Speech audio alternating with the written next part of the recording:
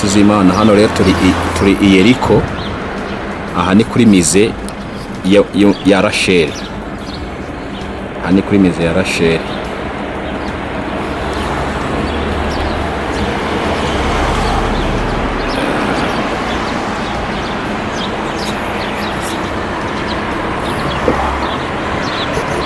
Medved Street.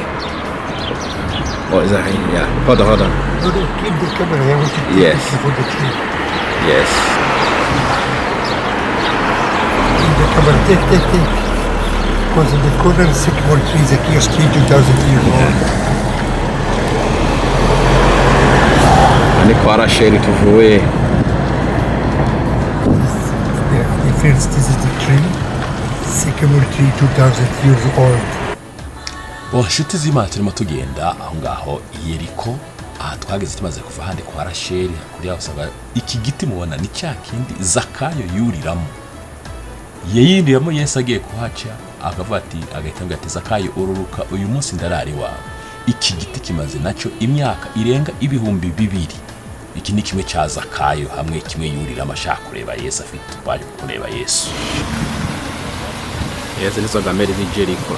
Si Yeriko kabisa. Nizi. Bakoresha kera. Nahanga.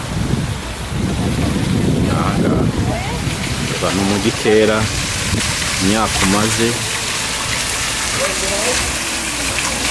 Eba kabisa imyaka umaze.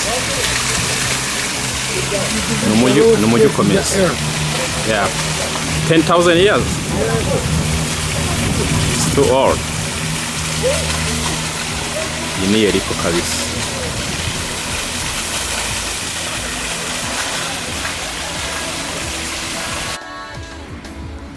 Iyi ni Yeriko. Ariko sindi Yeriko niho nageze.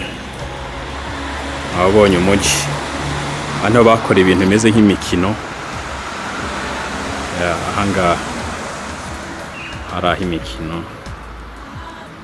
Uretse ko basubiyemo bagi bateramo amabuye, ariko umujyi wo mwabonye haruguru hariya ukuntu hari hameze. Buriya ni umujyi original. Yandi mazu yose nayo bagiye bongeramo.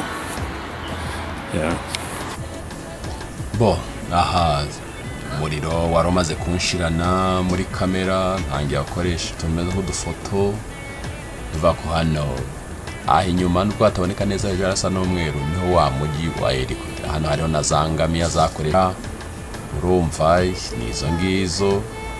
Aha iba rwose n'ahantu hameze neza hano ugeze Yeriko. Aha rero mubona mpagaze ku ipica nabwiye ko umuriro wari wanshiranye muri kamera. Hari ubona hari umusozi wagana ubutayu. Ubu ni umujyi wa Yeriko iriya ya kera muri Bibiliya. Hari urupango bahize urupango harazigurije. Hariya niho original umujyi wa Yeriko wari uriya wo muri Bibiliya. Hari abantu bagana gasoza ko ngaka inyuma gahana ubutayu. Tuvuge ngo n'umusozi n'ubutayu niwo mujyi wahomvaguritse wa Yeriko.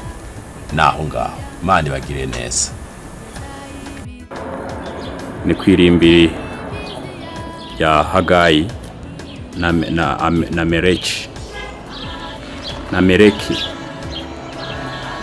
Hagai na Meleki ni hano bahambye. Hariya rwose hatuvuye nuko dusanze hakinze.